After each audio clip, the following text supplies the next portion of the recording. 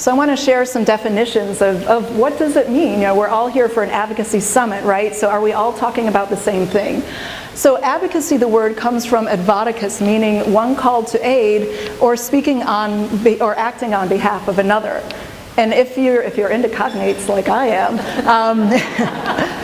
and in this room we probably have more people who are into cognates than any place else, I think, in the US right now. Some cognates, if you're a Spanish speaker, abogado, or avocé. So what does that mean? What's that term mean? A lawyer, right? An attorney. So somebody who's also speaking on behalf of others, right? Somebody who knows how to navigate the system for other people.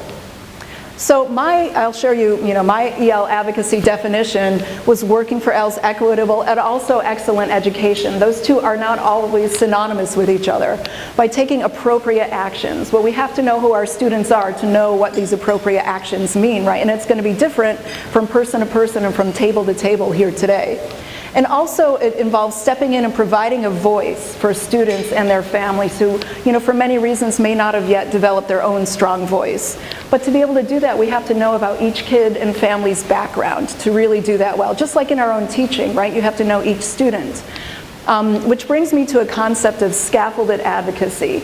We all scaffold instruction, right? We provide that just right amount of support that our students need, but then our goal is to gradually remove that support so they'll be able to be proficient and do the work on their own, independently. Well, the same is true for advocacy.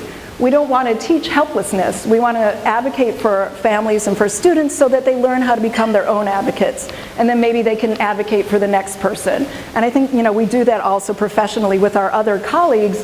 We want to give them the skills to advocate for English learners or also for other vulnerable populations so they can help out as well.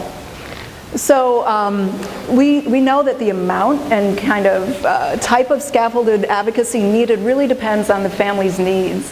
Where if you look at the bottom left corner, if the needs are very low, like if they're proficient, if they're middle class and above, if they've been in the US for a while, they probably don't need as much of our advocacy support. Whereas if we have families who are coming in, maybe refugees, maybe students with interrupted formal education, we really have to expend more of our energy and resources with them.